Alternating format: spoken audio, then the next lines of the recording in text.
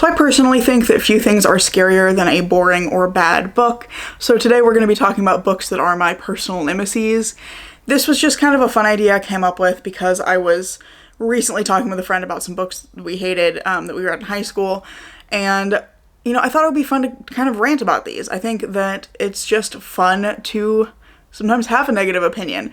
That said, I also think that negative reviews can be as helpful as positive reviews in helping a book find its audience. Sometimes the things that I hate about a book might be the things that you're looking for. I know that's certainly been the case for me. There's several books on my shelf that I specifically bought because somebody else hated them, and the things that they hated told me that that was going to be a book for me. So that's the goal here, is just to give you a sense of the things that I hated about these books, the reasons that these books are my personal enemies, why I hate them so much, because those things may be the exact reasons that you want to pick up these books. On the other hand, maybe you have similar taste to me and you go, yeah, no, I don't want to read that either. I'm not going to waste my time. So that's the goal here today. And I have a list of, I don't remember how many, 7 or 8 books to talk about. These are in no particular order. There's not like any level of like, I hate this one more than that one. These are all just books that I hated outright. This is a list of 7. I've just double checked. And they're not even in chronological order. They're just in the order that they came out of my brain when I was making a list. So to dive in, the first thing we're going to be talking about is Netherland by Joseph O'Neill, I think is maybe the author's name. This is a book I read in college for a class I was taking on literary cartography, which was an awesome class. It was really interesting. It made me think about books in a completely different way, think about stories in a different way. This was really talking about like spaces and places in stories, but also the spaces and places in our lives where we interact with stories, the ways that our backgrounds influence the way that we interact with stories. It was just a really interesting class. But we read Netherland. I think this was like one of the first books we read, and I detested this book. This one follows a protagonist whose name I can't remember, but he is, I want to say, Danish or Dutch. I can't remember which one, but he moves to, I believe it's London. The details are a little foggy, so bear with me. It's been a while since I read this one. But he moves to, it's definitely London because he's on the London Eye at the very end of the book. So he moves to London, and he's this like businessman, and he's got this kind of difficult relationship with his wife. I think at the beginning of the book they're separated and they've been going through this kind of like contentious period where they're really not getting along. And in the midst of all this, he meets this guy who's really into cricket and wants to build a cricket stadium and befriends that guy. And it's just kind of like his interactions with that guy and the various people that he meets in New York and the ways that his relationship with his wife develop. It's a very strange kind of surreal book. It's not like magical realism or anything, but it's just this like almost stream of consciousness rambling from this character as he's talking through his experiences in New York. And at the start of the book, we know that this guy that he meets in New York that's really, sorry, not New York. I keep saying New York, I mean London. I was thinking it was New York. It's definitely London. It's about all the people that he kind of meets in London and his experiences. But we know at the very start of the book that the guy that he meets, who's really into cricket, is dead. Likely murdered because his body is pulled out of the Thames.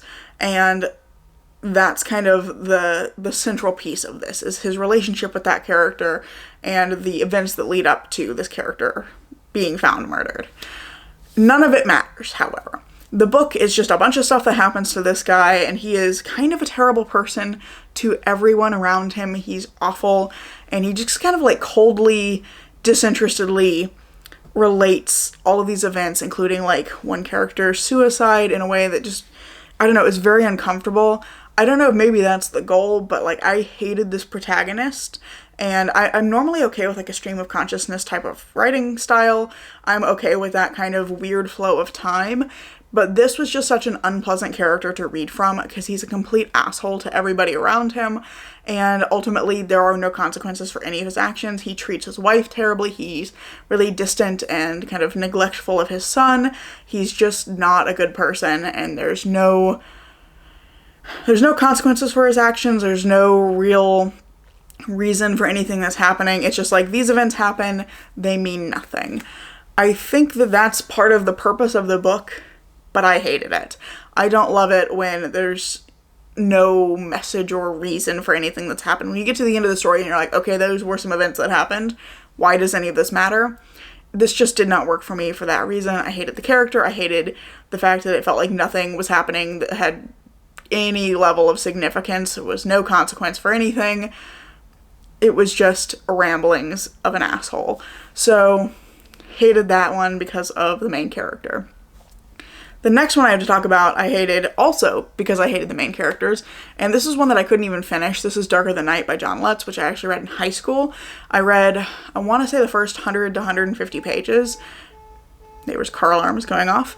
But Darker Than Night by John Lutz is a story about a serial killer, and I love a good detective story. That's what this is. You're following two police detectives who are, pushed into working together. They don't really want to, and they're chasing a serial killer. Like, standard setup. Should have been something I loved, but the main characters were so insufferable that I actually wanted the serial killer to get away with it. He was the most interesting and sympathetic character, and it just was so frustrating to read. Also because the detectives were so wrapped up in themselves that they were completely incompetent. There were like really obvious clues that they just were not noticing, and so things were happening, and they're so busy being all woe is me that they never did their jobs. And I just found that incredibly frustrating to read. It's also a very long book. I think it's like almost 600 pages. And I don't want to read a 600-page mystery book where the detectives aren't doing their jobs and the serial killer's just off being more interesting. It was frustrating to read because I wanted there to be progress kind of on both sides of the story, and there was really only progress on the serial killer side because you're getting this kind of dual timeline where you're getting kind of the history of the serial killer. I don't remember his whole deal, but I do remember that you get a lot of his background, his childhood growing up, the things that happened in his life that ultimately led to his kind of serial killings in the present timeline. But the other two characters, we have a detective who was previously accused of rape. He was falsely accused. I already don't love that as a plot device, but he's been falsely accused of rape, and he is very woe is me, my life is over, everything is bad because I was accused of rape. And he gets put on this case as a kind of opportunity for him to fix his career and like clear his own name and prove that he's not a terrible person. The problem is he is a terrible person whether or not he did sexually assault someone. He's just kind of shitty outside of that. And the other detective is a woman who is all like, I hate men are the worst, and that's like her only personality trait. And it just was so frustrating to watch them work together because they obviously hate each other and they just never do their job. They spend all of this time being either pitying themselves or being angry at each other, and there's just no forward movement in this story at all. And I just was like, I'm over it. I want the serial killer to win. If I stop reading the book now, he does. So I stopped reading the book and I unhauled it immediately, and yeah, didn't love it. If you like really grim, dark, hopeless feeling story though, maybe that appeals to you. Maybe you want to read a book about terrible people. I just found that the serial killer was way more empathetic and interesting than any of the other characters. I need to refer to my list for the next one because I've forgotten what I wrote down. The next book I have to talk about is another one I read in high school. This was for my very first ever summer reading project. I didn't have summer reading projects until I moved to the city I live in now. And this was The Glass Castle by Jeanette Walls. I know this book is very popular right now. My theory on this is that there's been a resurgence of interest in these kinds of stories because of the popularity of Tara Westover's Educated. I hated this book, and it's specifically a writing style thing that makes the author seem very self-absorbed and self-interested in a way that I found very grating. So The Glass Castle, if you are somehow unfamiliar with this book, I've seen it around a lot lately, so that's kind of where I'm coming from with that. But this book is about a woman, Jeanette Walls. This is about her childhood growing up. It is a memoir, and it's about her childhood growing up as the child of parents who were constantly moving around and kind of, I can't remember if they were artists or something, but basically she was like never in school and she was constantly being moved around. She was very transient in a lot of places. She never got a chance to like form connections with people outside of her and her family circle, and like really relied on her relationships with her brother and her parents to kind of sustain her needs for social interaction. And there were all these like wild things that happened in terms of like getting in trouble for things and then like escaping, or like her parents constantly promising that the family was going to have some sort of stable situation at some point in future, but then that goalpost always getting like pushed further and further out, and Jeanette kind of losing faith in her parents. That's what this is about, and about her ultimately kind of escaping the situation and going on to, I believe, to get a degree and become a well-known author and, someone whose memoir people want to read. I don't remember a whole lot of the details, but what I do really remember was this feeling that everything in it was so unrealistic. I know that often truth is stranger than fiction, but everything that happened in this just felt like she had taken something that maybe did happen and just wildly embellished it so that it was just like an unreality that didn't make any sense, but always seemingly made her look really good. Like, she never looks bad in any of the stories that she tells. It was always so centered on her and her overcoming every single little thing, and like the ways that other characters failed to do that, or I say characters because it feels like fiction to me, but the ways that other people in her life just like failed to live up to those standards or failed to overcome those obstacles, and just like, she is so great. And it just felt like whatever kernel of truth underlies those stories, it's been completely obscured by this wild embellishing, by this like grandiose and I overcame everything kind of vibe. And at the same time, it feels like you're being held at an arm's length. Something about the writing is keeping you away from all of the events that are happening, and it always gave me the sense that if we looked too closely, we'd see the cracks in the story, because everything is keeping you pulled away from everything that's happening. You're not getting to really see the details of anything, and it rubbed me the wrong way. I really hated the writing style, and I kind of grew to hate the author through reading it. And it was just a super frustrating read, and then I had to do this project on it, and it sucked because I hated every minute I spent reading the book.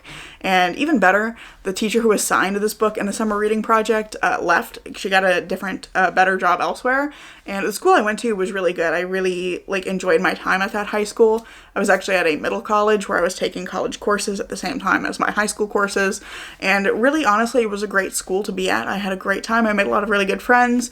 I felt like I was getting a really quality education, but this particular teacher got a better paying, higher ranking job elsewhere, which, great for her.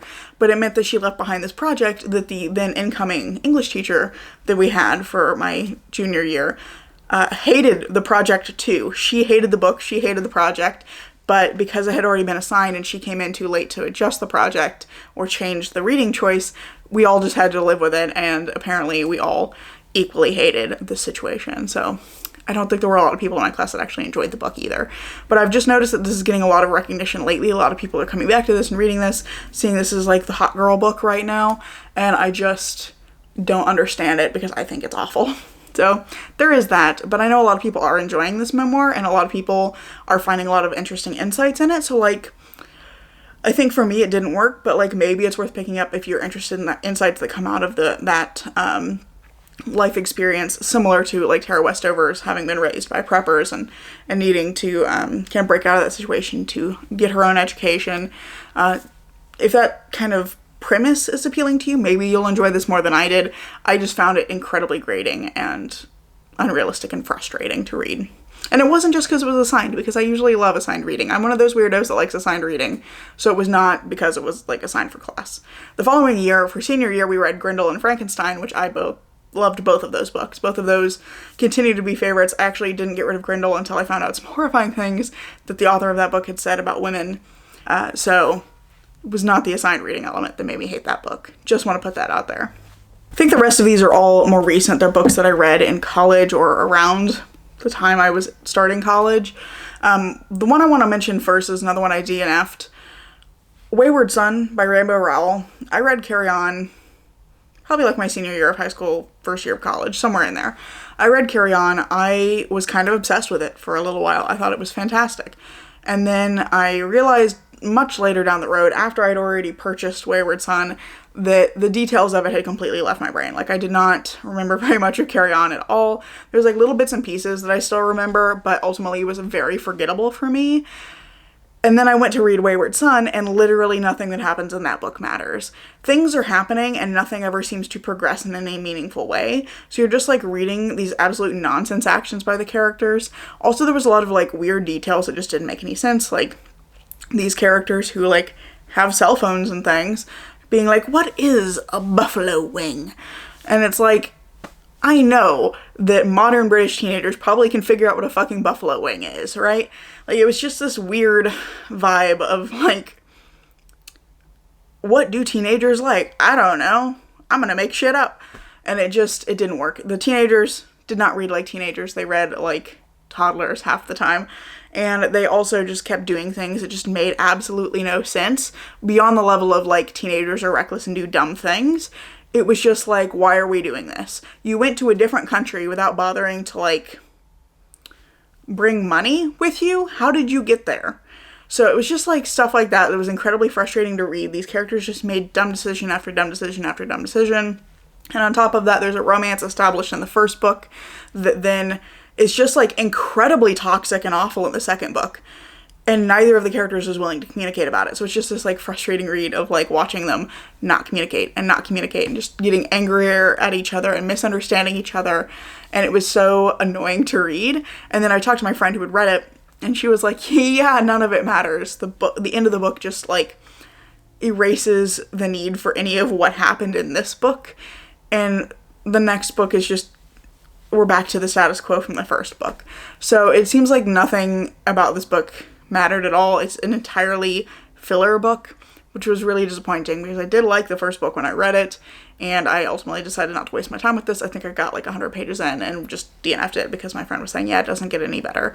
So I didn't want to waste my time. The other book, I'll use that as a jumping off point to talk about the other book that I feel like I would say just don't waste your time, and it's Gothicana by Runix. This one has layers of disappointment for me. I know this one was very popular, and when I first heard of it, I heard of it in the context of this book isn't very good, but it's like funny. It's like funny bad. So I was like, oh, this will be a great cursed book from the cursed book club I have with my friends. Perfect. Great time. It was not a great time. It's not funny bad. It is sad bad. I spent the entire book just feeling bad for the main character because the whole thing is just incomprehensible nonsense that is surrounding what is essentially the story of a young, vulnerable woman being stalked and manipulated and abused. Didn't enjoy that, didn't love that that was being framed as a romance in any way, and on top of all of that, there were a bunch of errors, like really, really obvious, either typos or like something being referred to as a thesis at one point and a dissertation at another point, and that just kind of being used interchangeably. That is not interchangeable in any system of education that I'm aware of. And it was just like really obvious big errors that I felt like should have been picked up and fixed when Tor's romance imprint picked up the book. It's pretty clear to me that the book received no additional editing, and I'm a little frustrated lately with it feeling like a lot of books are being picked up. And I think it's wonderful that indie books are being picked up and getting exposure to wider audiences. There's more people out there reading them. I think that's wonderful. But these books should be getting additional editing. They should be getting the like big publisher treatment, and they're not. And I feel like Gothicana is a really big example of that, where it just didn't get any additional editing at all. It's just full of errors. And it's just, I think it's embarrassing for Tor, honestly. It should have been fixed, and I found that super annoying to read. I have all these like little notes. I had gotten it from the library, so I didn't spend my money on it, but I have all these notes in my notes from that reading experience. It's just like, another error. This is the wrong word. This is like, clearly they meant this, but there's this word in here and nobody noticed that. And it was like one or two of those I can understand. Something always missed in editing. To err is human. We always are going to miss something when we're reading something and editing something. But it was just so full of errors that it was clear to me that no editor had touched it. And I found that so frustrating. I currently professionally write and edit text. It's personally frustrating to me to see that happen to a book, especially one that is being released by a major publisher. I know Tor's not one of the big five, but like, it's a well-respected fantasy, sci-fi, etc., speculative fiction publisher. They should be doing better, especially with stuff that they are picking up. I don't feel like these indie books are getting the treatment that they deserve. I do think it's great that indie books are getting picked up. I want to see them get the same kind of care and attention that other books receive. Anyway, next book on my list, and we'll move away from that. I've gone out of order, so bear with me as we figure it out. We've talked about Netherland, we've talked about The Glass Castle, we've talked about Darker Than Night, we've talked about Gothicana, we've talked about Wayward Son. So we are down to the two that I actually own and have on my shelf. So these last two are both ones that I read in college for very different purposes. One of them I see value in, the other one is just silly and bad. This is the kind of like fun bad that I was expecting from Gothicana. So we'll talk about the one that I find value in first. This is Oronoko by Afra Ben. This is one of the earliest examples of a novel. This was when like the novel was becoming a genre. So it's really interesting from that perspective to see that developing as a form of writing. And I don't think that Aphra Behn's writing is bad in any way. I just really hate the story of this one. This is Oronoko, or the Royal Slave, is the subtitle for this one. This is a story basically about a white, it's basically Aphra Behn is a character in the story, like as if she's relating something that she witnessed. Unclear whether any of it is actually real, but Aphra Behn is telling this as though she witnessed these events and now is writing about them. And she's a white woman relating the story of this guy named Oronoko, who at the start of the book is a prince in Africa. I can't remember where exactly. It's somewhere along the coast, though, near some of the major slave trading ports on the coast of Africa. And he's like this major figure, and he's very well beloved and brave and has all these positive qualities. And then ultimately he's kind of tricked into being captured and sold into slavery. And it's about like the events that follow from that, and his like leadership of other people, and his ultimately like futile attempts to escape. And this has a very tragic ending and a very dark, messed up ending in a lot of ways. There's some really dark things that happen here with some murder and some torture, and it's be aware of that if you decide to pick this up. It is very dark, especially at the end, trying to get through that ending. It is very difficult to read. I think a lot of it is very difficult to read, but that bit in particular is just particularly upsetting, I think. But this is interesting for what it is historically, where it sits in that kind of development of the novel, and it sits in a very specific kind of like set of genres. It's a travel log, but it's also like a biography or a supposed biography, and it's an early slave narrative, not from the perspective of the person themselves, but kind of being relayed from the perspective of somebody else who is kind of like a supporter of that person. It's important for the place that it sits in history, in literary history, but the story itself is deeply unpleasant to read, and I think modern readers can avoid this one. And finally, the one that I don't think has any value at all, but is weird and bad if you want to read something weird and bad, Snow Crash by Neal Stephenson. I've ranted about this book a lot lately. I read this one fairly recently for a class that I was doing a teaching internship in, that was a fantastic experience. I really enjoyed that teaching internship, and I felt like I learned a lot. I gained a really great mentor who gave me a lot of great advice. It was a really good experience overall. But we read this book, and later down the road when I was talking to her about this, the instructor for that class was like, yeah, if I'd had the opportunity to like change the theme, I would not have gone with this. I'd have picked something else if I had had the chance to do so. But she had to pick the book like really early because of the way that the bookstore works. And she was like, I would not teach this one again. This did not work very well. But this book is just like a bizarre mishmash of things that Neal Stephenson was like, hey, that'd be cool. And so it's really wild to me that this is actually a book that has a lot of significance in terms of the language that we use around technology.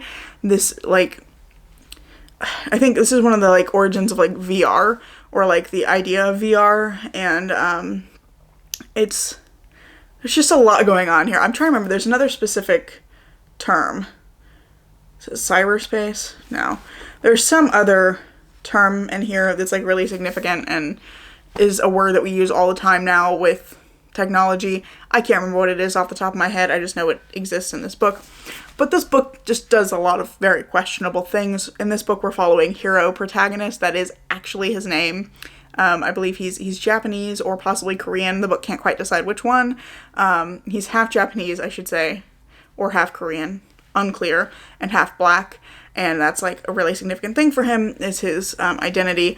And while I think that's really interesting, his name is Hiroki Protagonist, shortened to Hero Protagonist, and it kind of drove me nuts the entire book that was his name. So Hero Protagonist here, and his sidekick, who's YT, yours truly, that's what it stands for. So Hero and YT, who is a teenage girl, who is a, like, skateboarding courier. This book is very weird. It's set in, like, some sort of alternate, like, dystopian future.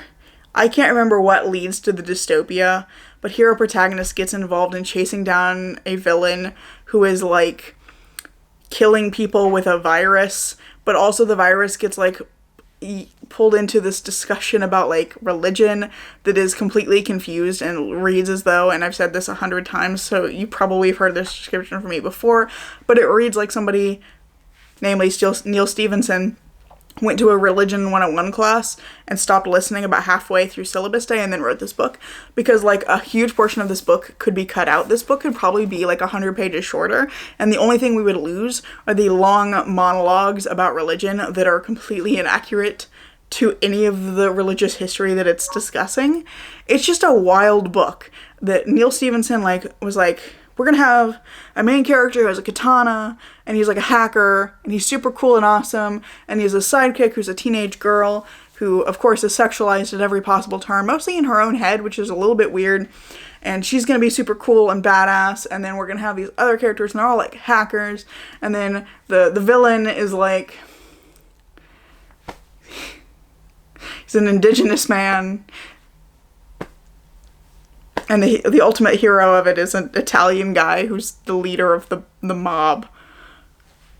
It's just bizarre. It just goes in weird directions. It's really weird to me that like the villains here are not the big corporations. It seems to be setting up like some level of critique about the major corporations that like control everything in the world, but they're not the villains. They don't even really matter. They're just kind of there for background flavor. And it's just a bizarre choice that Neal Stephenson has made here, and I can't even begin to describe the book because it's just like a fever dream of nonsense, and it's a thing I've read now. I'm keeping it on my shelf like a trophy. I have all of my tabs, some of which just lead to comments that say, yikes, or what, or this face that I drew in here a number of times. The book makes no sense. Neal Stephenson didn't think about the repercussions of anything that he wrote. There are some choices in here that I think could be interesting in the hands of a better writer. I think there could be a lot of really interesting critique if you took this concept and gave it to a better writer, and we got some more of that, like, let's look at the major corporations that are literally running the world, like neighborhoods are owned by corporations. Let's dig into that a little bit more, but no, this is just about a katana-wielding guy who is a hacker who is like fighting another guy who uses, I don't remember, glass blades, I think. It takes them way too long to figure that out. I don't care if I'm spoiling this one for you. I just don't think it's really worth your time. But if you want something like silly and weird, for sure, pick this one up. It is, in fact, silly and weird. It was a bizarre experience for me to be reading this one in an educational setting, like for a class, and picking it apart kind of in that context, because I ended up teaching a week's worth of classes on this book on like kind of the middle sections where we were talking about violence, I believe, and justice was kind of the intersection I was looking at, because there's a lot of kind of ideas in here about that, where we have characters who are villains who are using violence in specific ways, and I think hero protagonist has a very different relationship to violence. So like there are things in here that are interesting that you can talk about, but so much of it is just a fever dream that Neal Stephenson didn't consider for even more than a moment, I think, when he wrote it. Like there's no consideration of the implications of anything that happens, and it's just such a weird experience to read it and try to like come up with those things to talk about. Yeah, it's just bizarre. It lives on my desk. It lives on my shelf as a trophy because I defeated this book instead of it defeating me. And I did successfully lead 2 classes about this book. So I'm very proud of that. That was one of my finest achievements in my last year of my master's program, next to finishing my thesis. Yeah. I don't even know what else to say about this book. It's just so strange, and I don't see any value in it, but like, if you want something that's just wild and bizarre and silly, yeah, for sure, check this out. It is a weird time. It was a good time in that I had fun at the same time as I was reading it for class, turning it into a cursed book club pick and telling my friends about it. Like, we had a good time talking about it in that context. So definitely one to pick up if you want something silly, but not something to pick up if you're looking for like serious sci-fi. So those are all the books that are my nemesis. I only own 2 of them. These are ones that I read for classes and didn't immediately throw out the front door, by which I mean unhaul. So I only own the 2 of them, but yeah, those are my nemesis. I hope that you've either learned that you don't want to read some of these, or maybe you've heard something that went, yeah, I want to read that. That's exactly what I want out of a book. Hopefully this had some value to you. I had a great time ranting about it and getting real in my feelings about editing and publishing. So there you go. That's pretty much all I have for you today. I really hope you've enjoyed this video, and if you have, I hope you'll consider giving it a like, maybe even subscribing to see what comes next. I'm currently posting on Tuesdays and Saturdays, and hope to see you in the next video. Bye.